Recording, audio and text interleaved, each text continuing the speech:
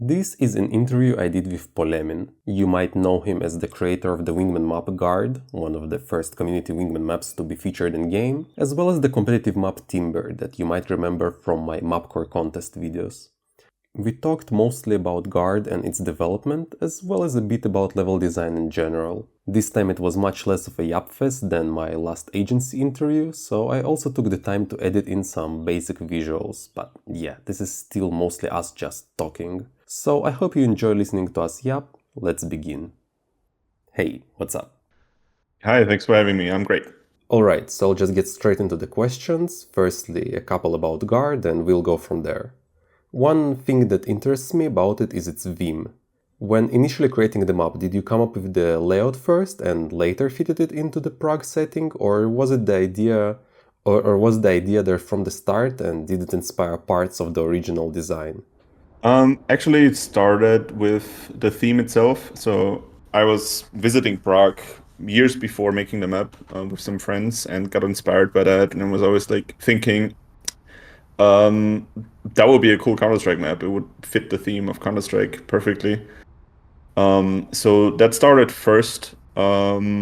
Specifically, this bridge tower is the first thing that I built, and then kind of like built the gameplay around it. It kind of evolved around this whole bridge gate, basically. That was the starting point, and from there, I was bouncing between gameplay first and references that I wanted to implement from Prague itself or similar areas. Gotcha.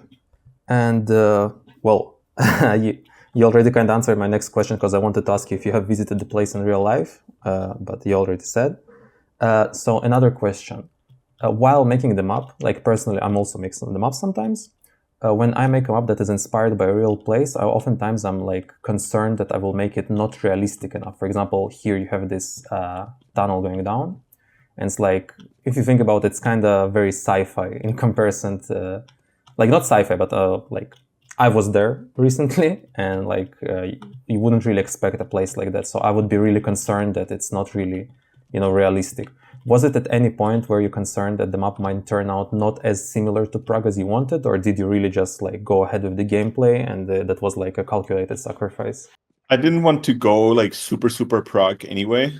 I took a lot of inspirations from there, and clearly the landmarks are recognizable. But I don't want the realism of the place dictate the gameplay too much. So I took some creative liberties and added, for example, this tunnel you just showed. Later on, this was actually the last thing that was added in terms of layout. It might actually feel like that too, to be completely honest. Yeah, it feels kind feels of like disconnected from the rest of the, but I see the reason for it being there. yeah. All right, gotcha. But generally, yeah, I was not too concerned about being too true to the real thing. It just has to be somehow grounded into realism. It doesn't need to be the exact place, right? Yeah, of course. Yeah, and that's also kind of expected. But yeah, I just like, as I said, I personally I really get paranoid that I will go too far. It's like you need probably a right balance there.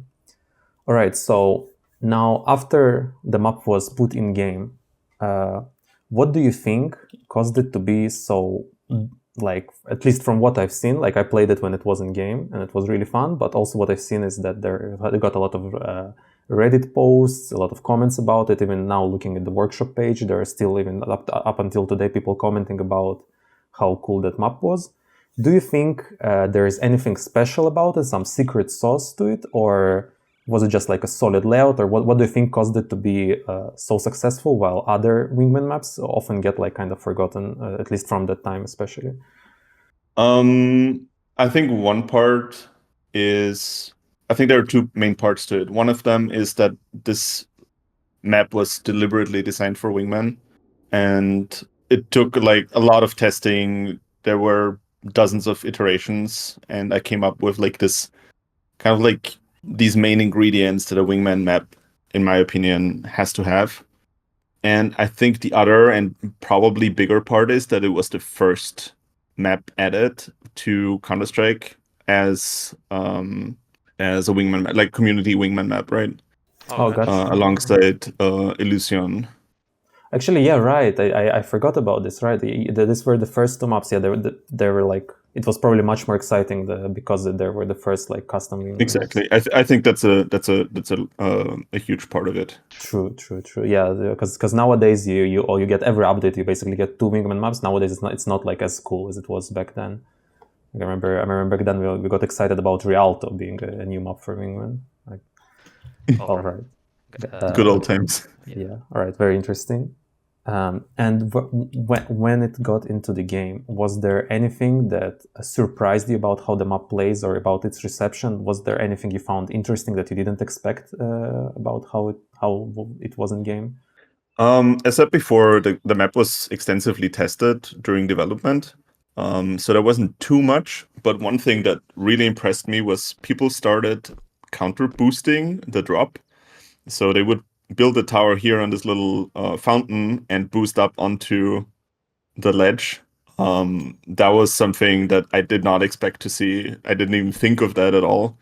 I just put that fountain there so that the corner isn't as deep. But people found a creative way to use that, and I love that. Yeah, I saw that one also was in the Freeclicks Philip video about Guard. He showcased it. Really cool stuff. And as I already mentioned, I saw a bunch of comments about Guard even today, and some of them are requesting, not requesting, but asking to bring it back, to make a remake, or to at least port it. Is there any plans for something like that, or are you more interested in focusing on newer projects, like, for example, Timber or anything else you're planning to work on?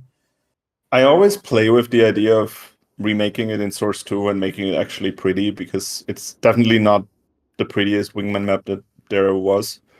I think at the time when it came out, it was really solid, but yeah, maybe nowadays it's a bit. But it was still not like up to par with most of the other Wingman maps that got accepted around the same time, in my opinion.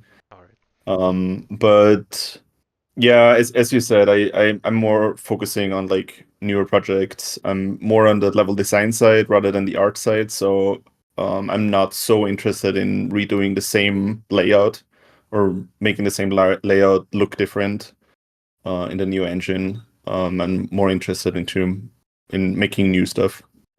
Gotcha. And all right, that's absolutely fair. I think Timber is great. I hope you guys keep working on it, or definitely. Depends on how much level design there is left to do, because I think it, like, at least from what I've seen, it plays relatively well.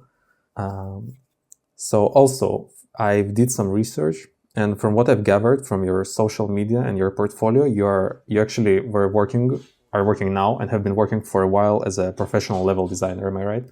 That is correct. Yes.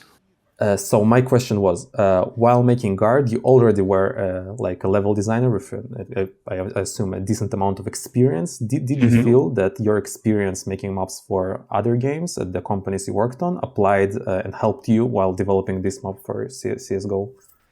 Definitely, yes.